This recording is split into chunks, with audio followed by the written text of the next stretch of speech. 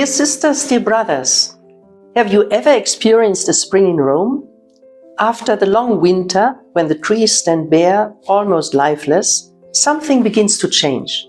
Slowly, quietly, life returns. A tender green appears on the branches. Flowers begin to rise from the earth.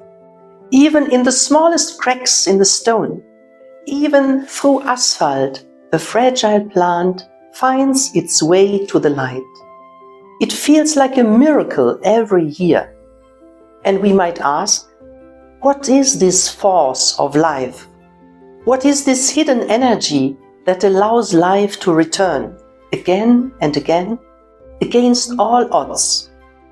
Hildegard of Bingen called it viriditas, the greening power, the creative life energy of God.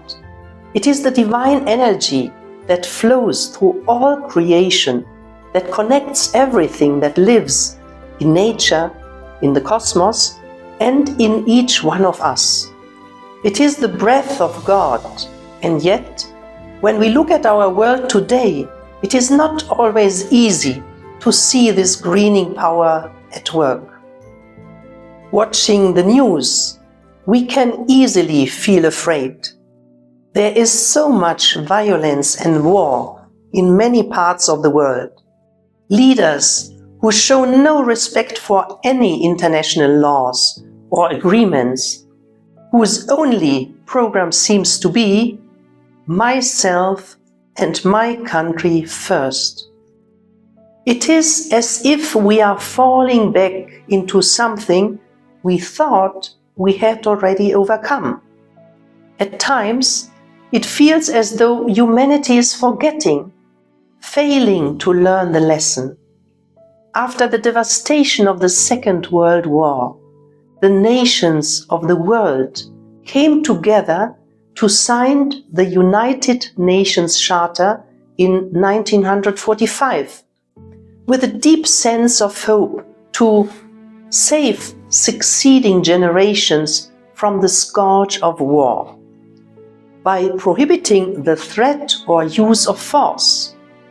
It promotes peace through international law, sovereign equality, and peaceful resolution of disputes, emphasizing human rights and collective security. This surely was a movement of the Holy Spirit. It seems today, in the political arena, our memory is falling short.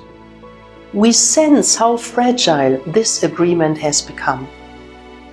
Also, we as SSpS have our sisters in some very difficult situations, situations of war and violence, situations of great insecurity and polarizations, where prejudice and hatred can easily grow instead of love. Already in another time, during the First World War, 1917, our first General Superior, Mother Theresia Messner, raised her voice. She warned that love for one's country must never become rejection, bitterness, or hatred towards others. And she reminded the sisters, whoever we may be, German, Dutch, Austrian, English, Russian, American, we are all children of the great family of God, united by the bonds of holy love. What a prophetic vision! Even when nations were divided by war, our sisters were called to live together, to support one another, to be a sign that another way is possible. This is the work of the Holy Spirit. The Holy Spirit is present wherever national egoisms are overcome.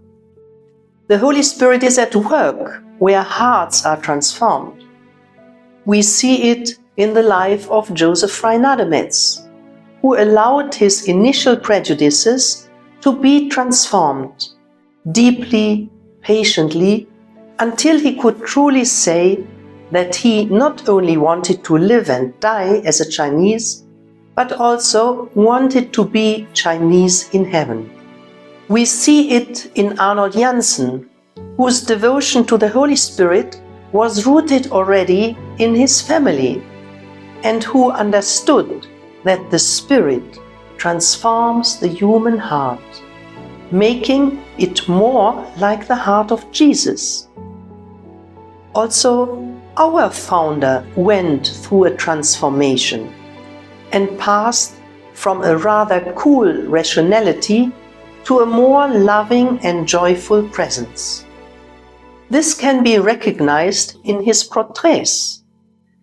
Arnold Janssen saw the Holy Spirit deeply connected to the Holy Trinity.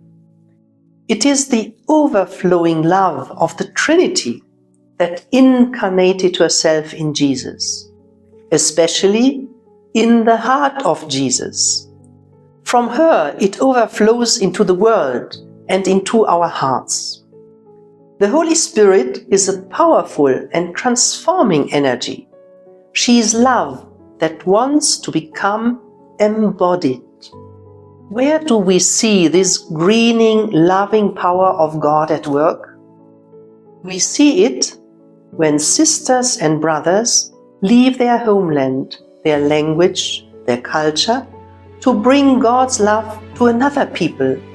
When they remain in places of war, insecurity and suffering, choosing not to leave but to stay with the people. When in the midst of conflict, someone dares to take the first step toward reconciliation. When someone makes others great instead of herself and helps them to develop their potential. These are not small things. These are signs of Pentecost. Pentecost is not only an event of the past, it is happening now. The same Spirit who raised the dry bones in Ezekiel 37 to life, the same Spirit who filled the disciples with courage, is at work today, quietly, persistently, like the green shoot breaking through stone.